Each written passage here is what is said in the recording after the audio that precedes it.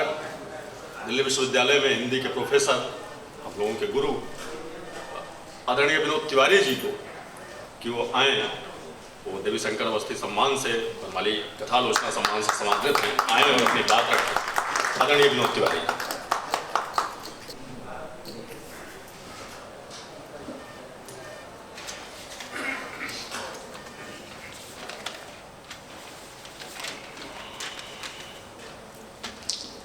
शुक्रिया।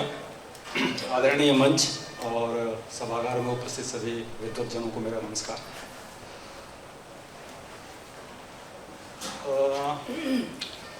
वर्धा से ही बातचीत मैं भी करूंगा, कोई बहुत अकादमिक बातचीत नहीं करूंगा जैसे कि उन्होंने भूमिका बनाई।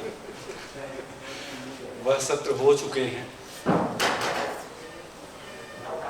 मैं वहाँ पढ़ने गया था या पढ़ाने, अभी मैं उस पर कुछ नहीं कह सकता हूँ, क्योंकि ठीक पढ़ने के बाद मैं वहाँ पढ़ाने गया था, अभी एमए करके और पीएचडी कर ही रहा था। तो इसी सदी की जो नई सदी है, इसी की दूसरी इकाई के 8वें-9वें महीने में प्रभात जी आए थे और उसके पहले हम दो लोग, अहिंसा एवं शांति अध्ययन बाद में नाम पड़ा, पहले उसका नाम अहिंसा विद्यापीठ था, उसी तरह से साहित्य विद्यापीठ था। ये सब बाद के नाम हैं, तुलनात्मक साहित्य वगैरह जो भी था। खैर हम लोग, मैं और साहित्य में एक और अहिंसा में मनोज कुमार शुरू में वहाँ थे। पंचटीला जो उसका नाम है, अब तो वो गायब हो चुका है। अब वहाँ जब आर्किटेक्चर्स आते थे तो हम लोग घुमाते थे साहित्य पढ़ाने के अलावा उनको भी, और ये डिफाइन करते थे, एक्सप्लोर करते थे कि दरअसल यहाँ जब बिल्डिंग्स बनेंगी तो पंक्चुएशन मार्क्स की तरह होंगी, तो ये सब भी बताते थे। तो अब वो बन चुके हैं और अपने अपने ढंग से, अलग अलग ढंग से बने हैं। हम लोग जब वहाँ एक भवन हुआ करता था जिसको हम लोग कहते थे प्रथमा, कक्षाएं हो जाती थी जैसा इन्होंने कहा कि आचार्य सर और ये 12 बजे 1 बजे जो भी है, वहाँ से बेलेरो गाड़ी जो रविंद्र की हुआ करती थी उसमें बैठ करके चले जाते थे। फिर भी हम लोग वहाँ बैठे रहते थे और बैठे बैठे यह सोचते थे कि अंधा युग के ये दो प्रहरी, मैं और मनोज कुमार, जबकि रक्षणीय वहाँ कुछ भी नहीं है, फिर भी क्यों बैठे हैं। तो उसी बीच में यह पता चला कि दो ऐसे जो साहित्य विद्यापीठ में प्रभात जी और अहिंसा में आचार्य जी को आना है। और प्रभात जी पहले आ गए थे थोड़े, 10-15 जी। उस समय वहाँ पर ओएसडी एक पद हुआ करता था, अभी भी कुछ संस्थाओं में होता होगा, विशेष कर्तव्याधिकारी। तो वो एक व्यवस्था थी, चूँकि विश्वविद्यालय और उसका जो प्रशासनिक अमला था वो दिल्ली था। वर्धा में पाठ्यक्रम शुरू हो गए थे 2002 में, ये दो पाठ्यक्रम। तो उसमें वहाँ एक गांधीवादी कहे जाने वाले डॉक्टर हेमचंद्र वैद्य, मुझे याद है अभी चर्चा हो रही थी तो वो याद और ताज़ा हुआ है जब प्रभात सर आए थे, तो जहाँ इन लोगों के दोनों के रुकने की व्यवस्था थी। तो जैसे हमने कहा ना कि अब भवन वगैरह बन चुके हैं, वहाँ ऐसा कुछ भी नहीं था, ये लोग भी रहते थे तो एक किराए के हॉस्टल में, वैसे ही टेंट लगा करके, वहाँ मेस जैसा कुछ नहीं था, खाना बनता था, उसी में खाया जाता था, सब लोग बैठते थे। तो अध्यापक हो या छात्र हो, वो जैसे कहा जाता है ना कि पीर भिस्ती बावर्ची खर, सब उसे होना था और हम लोग वो थे। तो उसी में ये आए और जो कॉट कहते थे, जो बिस्तर है उसको कॉट, तो दो कॉट पड़े हुए थे, एक एक टेबल था, एक एक चेयर थी, उसमें एक वही टेबल लैंप भी जैसे रख दिया जाता है, लेकिन उस कॉट पे बिस्तर कुछ नहीं था। तो प्रभात जी का जैसा स्वभाव है, एक दो बार कहा होगा वैद्य जी से, लेकिन उन्होंने उसको वजन नहीं लिया उसका और कहा कि आप व्यवस्था खुद ही कर लीजिए। तो अब इन्होंने वहाँ तो कुछ नहीं कहा, लेकिन एक बार मैं गया तो अब मैं तो जा रहा हूँ विनोद एक हफ्ते के लिए, और फिर मैं जब आचार्य आ जाएगा तो लौट के आऊँगा।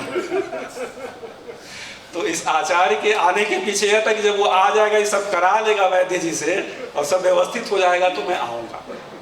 तो खैर वही हुआ और ये दोनों लोग आए। उसमें सबसे जो महत्वपूर्ण है अध्यापक और अध्यापन का। साहित्य विद्यापीठ का आज पाठ्यक्रम क्या है मुझे नहीं पता है साहित्य का। वह पाठ्यक्रम ऐसा था कि उसके लिए 2 साल, शायद उससे भी अधिक, देश भर में जो अपने अपने विषय में महारत रखते थे उनके साथ वर्कशॉप करके, उनके साथ बैठ करके और वो एक पाठ्यक्रम तैयार किया गया था। और वो केवल हिंदी का पाठ्यक्रम नहीं था, वो साहित्य का पाठ्यक्रम था। इसलिए उसमें हिब्रू साहित्य भी पढ़ना था और फारसी साहित्य भी पढ़ना था, संस्कृत और पाली भी पढ़ना था और हिंदी तो पढ़ना ही था। जो अंग्रेजी के में अनुदित बाहर के साहित्य हैं उनको भी पढ़ना था, भारतीय साहित्य भी पढ़ना था। तो वो एक ऐसा पाठ्यक्रम था जो सचमुच में किसी भी फैकल्टी, जो आज जिसको हम फॉर्मेट कहते हैं विश्वविद्यालयों का, चूँकि हम लोग अभी भी जुड़े हुए हैं, तो एक वो चौखटा जो बनता है पाठ्यक्रमों का, अध्यापकों का, विभागों का, उस चौखटे से बाहर, क्योंकि वो कोई नहीं पढ़ा सकता है। मैं पढ़ाऊंगा तो हिंदी साहित्य, भारतीय साहित्य पढ़ा सकता हूँ, हिब्रू में क्या जानता हूँ, फारसी में क्या जानता हूँ। तो वो उसकी संरचना में और उसके नियोजन में यह था कि हमारे छात्रों को ऐसे अध्यापक आते रहेंगे जो अपने अपने विषयों के मतलब उस्ताद हैं और वो उनसे कन्वर्सेशन होगा, उनसे बातचीत होगी, उनको वो पढ़ेंगे, पढ़ाएंगे। और वो हुआ जिसका ये लोग उल्लेख कर रहे थे। प्रभात सर का जो सबसे महत्वपूर्ण है, दरअसल जो पाठ्यक्रम पर हम लोग बात कर रहे हैं, ये एक तो यह था कि ये जिस दिन से आए थे दरअसल जाने के ही मूड में आए थे, क्योंकि यह नहीं था कि उनको रहना है वर्धा में। तो मुझे याद आता है पटना विश्वविद्यालय में एक थे जो हम लोगों ने बुलाया था संस्कृत पढ़ाने के लिए, संस्कृत साहित्य का इतिहास, उमाशंकर शर्मा ऋषि।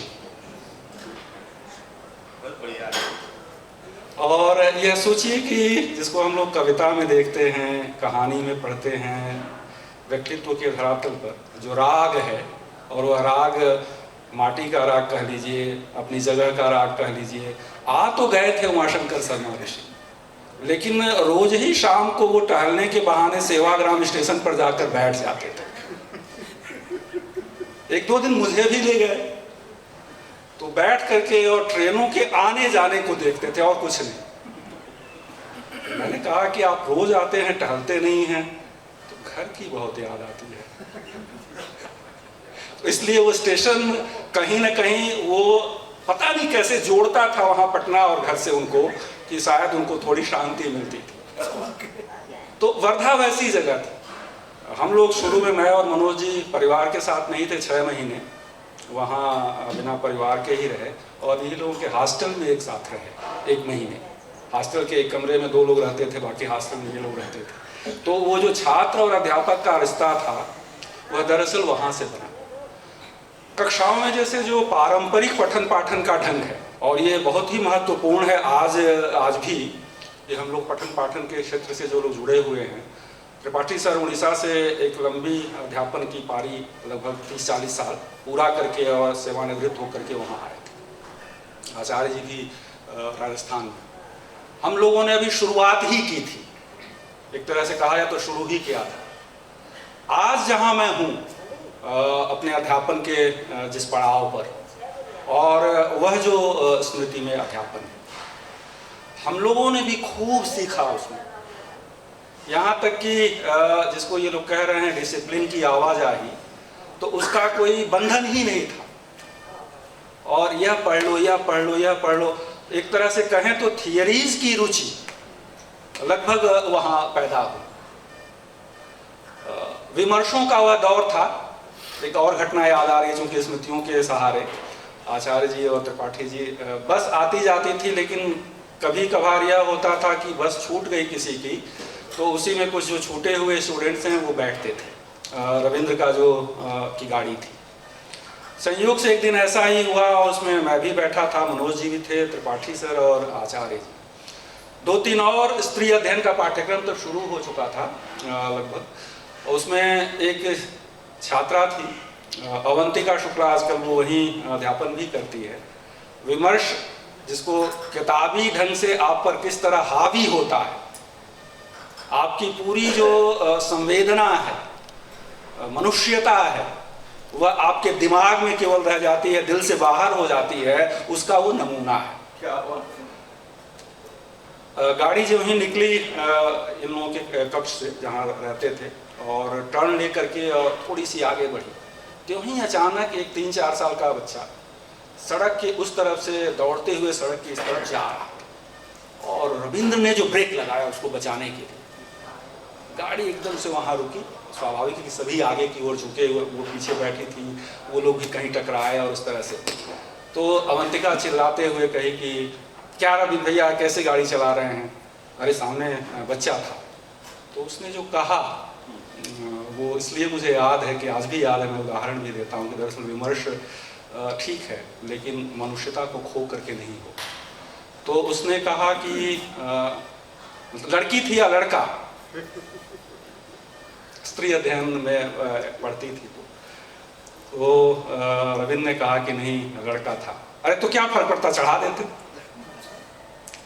तो यह जो जिसको इन लोगों ने, आचार्य सर ने नोट किया था इसको कि मतलब इस तरह से नहीं कहना चाहिए, जो यह चीज़ें थी, दरअसल हमें यह भी सोचना है कि अध्यापन, अध्ययन केवल आपके दिमागी कसरत के लिए नहीं है। वो असल में जिसको भागवत कह रहे थे कि किसी भी पढ़े हुए को, किसी भी तरह से पढ़े हुए का या रचनात्मकता का या सृजनात्मकता का अंतिम लक्ष्य क्या है। और जब तक हम एक छात्र के बतौर, एक अध्यापन के साथ जुड़े हुए अध्यापक के बतौर उसका सृजन नहीं कर रहे हैं, तो स्वाभाविक है कि सारी दुनिया के विमर्श, समूचे सिद्धांत बेकार है।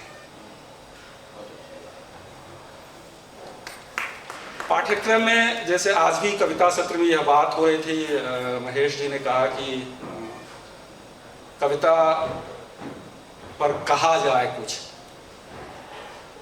तो मीरा का उल्लेख इन्होंने किया। इस तरह के होते ही हम लोग भी करते हैं, व्याख्या और अर्थ बताते हैं छात्रों को। त्रिपाठी सर इससे बचते थे, अर्थ बताना बेकार की चीज है।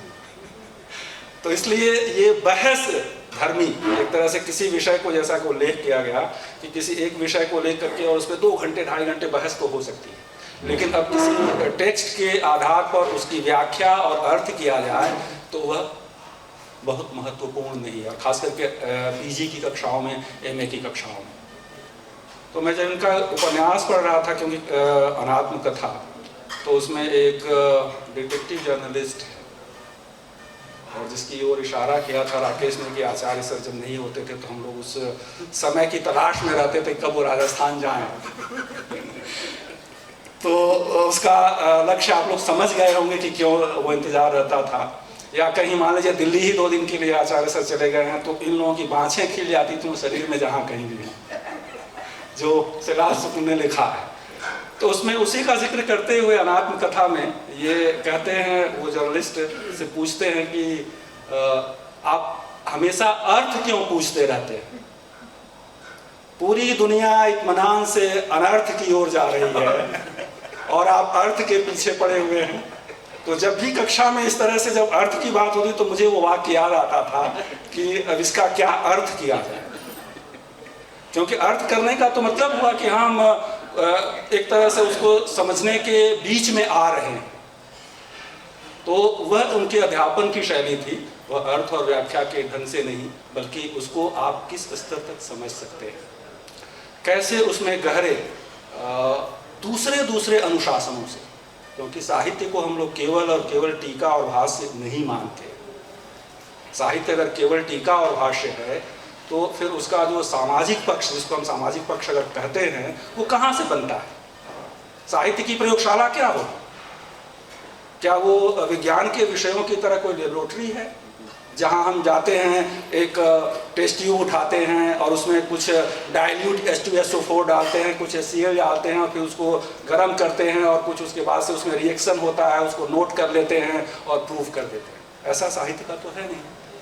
तो इसलिए उसका इतिहास भूगोल, उसके जो इम्प्रिंट्स हैं वो दूसरे अनुशासनों में हैं, चित्रकला में, संगीत में, इतिहास के संदर्भों में, मिथकों में, पौराणिकताओं में। वहाँ से आप कैसे उठा करके ले आते हैं, व्याख्या दरअसल वही होती है।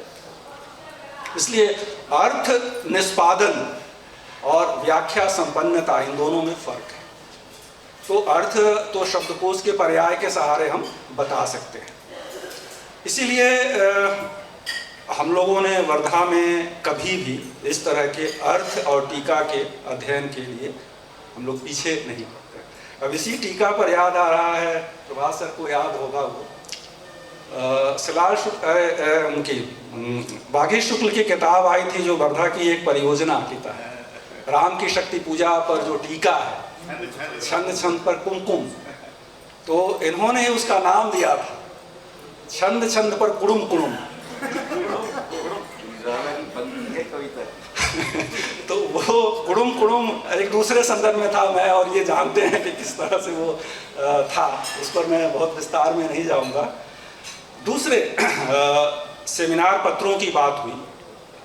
असल में स्नातक स्तर तक की जो पढ़ाई होती है वह उसका ढंग दूसरा होता है। हमारे यहाँ भले ही वह नहीं है, वो तो शोध तक नहीं होता है, लेकिन स्नातक तक की पढ़ाई के बाद अगर आप किसी डिसिप्लिन में पढ़ने जाते हैं तो दरअसल मास्टर का मतलब होता है कि आप मालिक हैं। एमए जो डिग्री हमें मिलती है वो यही है, मास्टर ऑफ आर्ट्स, तो आप मालिक हैं। तो वहाँ आप कैसे चीज़ों को रख रहे हैं, देख रहे हैं, किस तरह से पढ़ रहे हैं, क्या अनुशासन है, आपकी जो लिंक करने की क्षमता है वह कहाँ से आ रही है, बन रही है।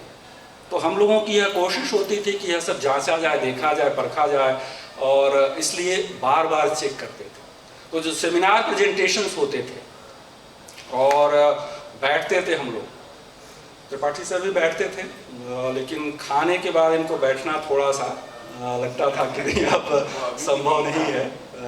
तो फिर वो कहते थे कि अच्छा विनोद तुम देख लेना, कोई ऐसा नहीं है, मैं जा रहा हूँ, हो जाएगा, तुम देख लोगे। तो फिर वो निकल लेते थे और उसके बाद से हम लोग देर तक सेमिनार, इन लोगों के बीच सवाल जवाब, उसको चेक करना, उसको एक वो बहस, वो सारा कुछ एक तरह से उसके वातावरण में था, उस निर्माण की प्रक्रिया में था। तो उस ढंग से आज जब हम अध्यापन को देखते हैं तो शायद वह अध्यापन जिस परिकल्पना के साथ वर्धा विश्वविद्यालय में शुरू हुआ था वह अब वहाँ भी नहीं बचा है। तो हमारे यहाँ तो खैर वैसे ही नहीं बचा है, जब जहाँ से वो शुरू हुआ था वहीं नहीं बचा है। तो ये तो एक पुराने चौखटे के हिसाब से चलते आ रहे थे, जो वहाँ एक नौता की बात की गई थी। पता नहीं, मैं कल के सत्र में नहीं था, सुना कि मार्क्सिज्म पर बहसों के दरमियान आलोचना में कुछ इस तरह की चीज़ें आई। सोशल साइंटिस्ट पत्रिका प्रभात त्रिपाठी को जब तक निकलती रही तब तक बहुत प्रिय रही। प्रभात पटनायक जो JNU के थे, और मुझे नहीं पता है कि उड़िया होने के नाते पसंद करते थे, ऐसा नहीं है। उसके कुछ आर्टिकल्स पढ़ करके उस पर जो बहसें होती थी वो प्रभात त्रिपाठी करते थे।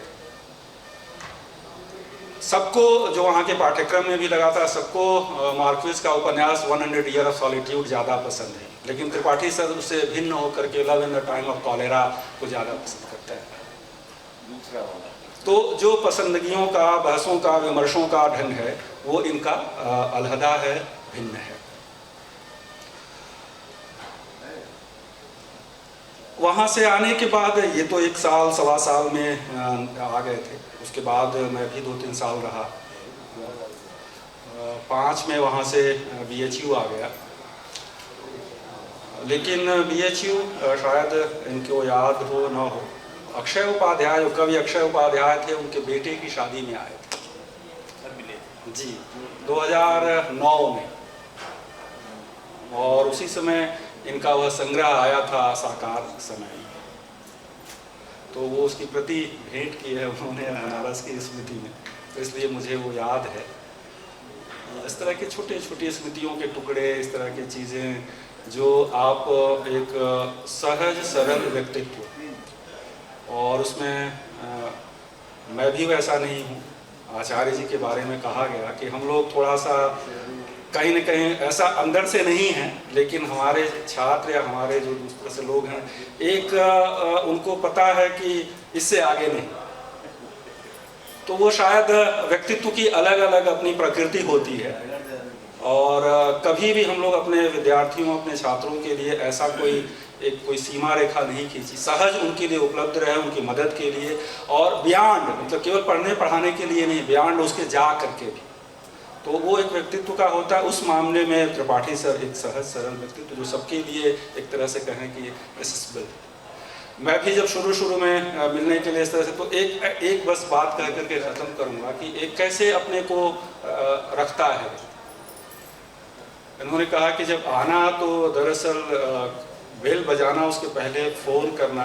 कई बार यह होता है कि मैं जिस करवट सो जाता हूँ तो मेरे एक कान में कम सुनाई देता है, और अगर वो उस करवट में सो गया तो तुम घंटी बजाते रह जाओगे, वो खुलेगा नहीं, घंटी खराब हो गई। तो ये जो अपने को बताने का या कहने का, तो कोई ये नहीं कहेगा कि हाँ मैं इस ढंग से, सचमुच में वह था। और अब पता नहीं है नहीं, या शायद हो, वहाँ कुछ ऐसी चीज़ें थी वर्धा के अपने प्रकृति में या हवा में, तो इनकी नाक से पानी भी बहुत गिरता था, अब कम हो गया है। तो ये दो चीज़ें जिसको उन्होंने कभी इस तरह से, जैसे हम लोग छिपा रहे हैं या कह रहे हैं अपनी किसी बात को, तो यह सहजता, सरलता, व्यक्तित्व की यह जो निश्चलता थी, वह निश्चित ही हमारे लिए सीखने की चीज़ है। और मुझे अच्छा लगा कि इतने सालों के बाद इस अवसर पर हम लोग फिर मिले और कुछ अपनी नई स्मृतियाँ ताज़ा कर सका, तो सबको शुक्रिया।